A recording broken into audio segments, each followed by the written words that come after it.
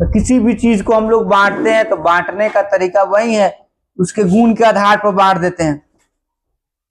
जब किसी भी चीज का हम बंटवारा करते हैं तो इक्वलिटी के आधार पर ही करते हैं, समानता के आधार पर ही करते हैं।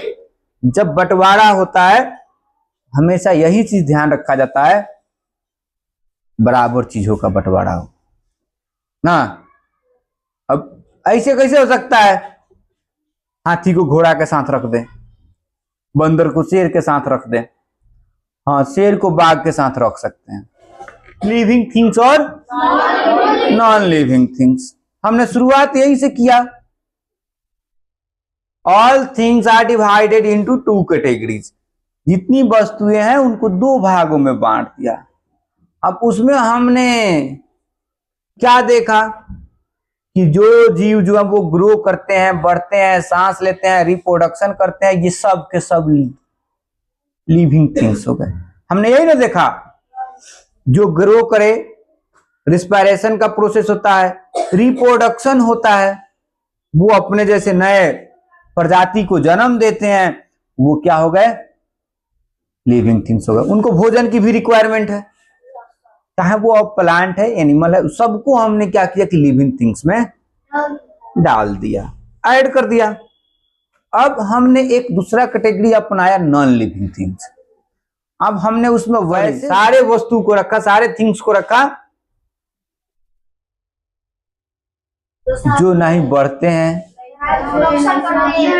ना ही सांस लेते हैं, नहीं चलते हैं, उन सबको हमने रख दिया नॉन लिविंग थिंग्स के कैटेगरी में।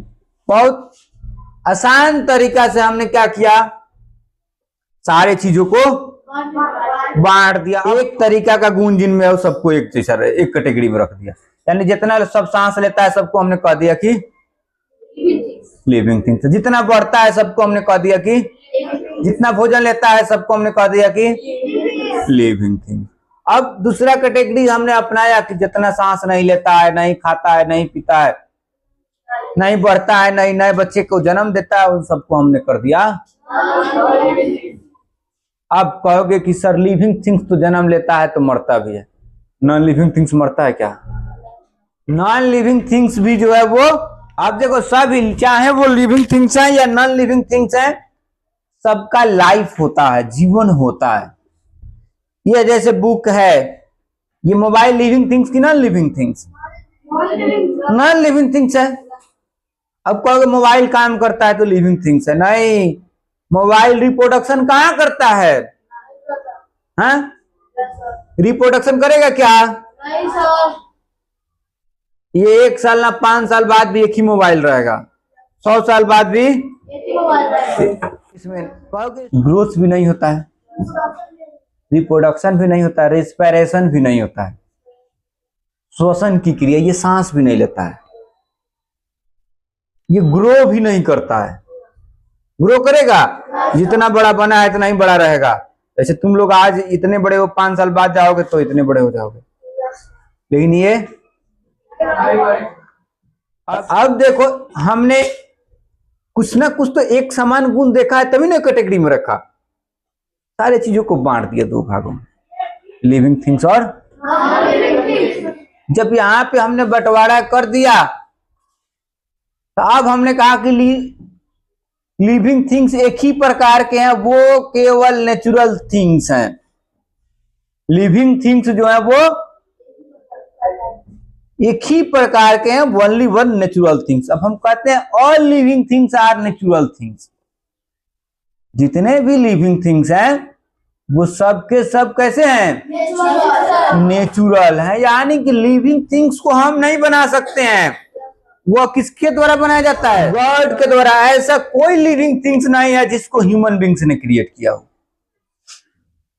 एक भी लिविंग थिंग्स हम ऐसा नहीं दे सकते हैं जिसका फॉर्मेशन जो है वो ह्यूमन बींग्स किया। हम कोई लिविंग थिंग्स का फॉर्मेशन नहीं करते हैं। लिविंग थिंग्स किसके द्वारा बनाया जाता है? गॉड के द्वारा बनाया जाता है, यानी कि उसकी रचना ईश्वर करता है, प्रकृति के द्वारा होता है। लिविंग थिंग्स का निर्माण हम नहीं कर सकते हैं। यहां तक तो हम एक प्लांट भी नहीं बना सकते हैं। बना सकते हैं क्या? उस बने बनाए हुए प्लांट में अपना दिमाग लगा सकते हैं? हाँ, उसमें लगा लेते हैं। जैसे एक मैंगो का ट्री है, उसे नए ट्री बना लेंगे, देखते हो ना, उसका काट के उसमें जड़ मंगा लेंगे, उसको ले जाके लगा देंगे। कोई प्लांट है, उसकी टहनी काट के ले जाके लगा लेंगे। लेकिन जो मेन सोर्स है उसे हम नहीं बना सकते हैं, वो हमारे बस की बात। यानी कि कोई भी लिविंग थिंग का फॉर्मेशन ह्यूमन बीइंग्स नहीं करता, वो किसके द्वारा किया गया है? गॉड के द्वारा किया। जैसे जितने भी लिविंग थिंग्स हैं वो मैनमेड थिंग्स हैं या नेचुरल थिंग्स हैं? नेचुरल थिंग्स है। All living things are natural things. Non living things जो होते हैं वो नेचुरल भी होते हैं और मैन मेड भी होते हैं। ध्यान देना है, पहले थिंग्स को, सारी वस्तुओं को हमने दो भागों में बांटा, लिविंग थिंग्स और नॉन लिविंग थिंग्स। अब लिविंग थिंग्स है वो नेचुरल थिंग्स हैं, यानी कि वो प्रकृति के द्वारा बनाई गई वस्तुएं हैं।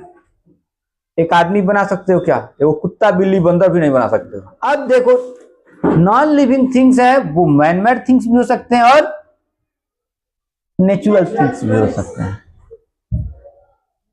अब ऐसा कौन सा नॉन लिविंग थिंग्स है जो नेचुरल थिंग्स हो सकता है? पत्थर। पत्थर नॉन लिविंग थिंग्स है लेकिन वो नेचुरल थिंग्स है। सन, मून, स्टार, अर्थ, हम जिस प्लेनेट पर रहते हैं ये भी तो नेचुरल थिंग्स है। वाटर, ये सब के सब नेचर के द्वारा दिया गया, प्रकृति के द्वारा दिया गया, लेकिन ये सब क्या है? नॉन लिविंग थिंग्स है। नॉन लिविंग थिंग्स क्यों है? नहीं ये मिट्टी बढ़ता है, ना ही पानी बढ़ता है, ना ही सूरज बढ़ता है, ना ही चंद्रमा बढ़ता है। तो सूरज तो कभी बढ़ता है, कभी छोटा दिखाई देता है, कभी बड़ा दिखाई देता है। सूरज बढ़ता घटता नहीं है, उसका साइज जो होता है वही होता है। हमारी पृथ्वी घूमती है सन के चारों तरफ, उसी रोटेशन के कारण अगर हम सन के नजदीक जाते हैं तो सन हमें बड़ा दिखाई देता है, और जब दूर जाते हैं तो छोटा दिखाई देता है। अब कहोगे कि non living things manmade things क्या है? तो ये सब जितना यहाँ पे देख रहे हो उस रूम में, ये बॉल, टीवी, पंखा, किताब, जो चीज भी देख रहे हो, घर, ये सब क्या है? मैनमेड थिंग्स है। यानी कि इसको कौन बनाया है? मानव ने बनाया है, हमने बनाया है। इसमें इसको गॉड ने नहीं बनाया, प्रकृति ने नहीं बनाया, ये प्रकृति का दिया हुआ नहीं है। इसकी रचना हमने किया। ये मोबाइल फोन क्या है? हमने बनाया। ये बुक हमने बनाया। ये डेस्क, चेयर, इसको हमने बनाया, तो ये क्या हो गया? मैनमेड थिंग्स हो गया। और जिसको गॉड ने बनाया वो नेचुरल थिंग्स हो गया।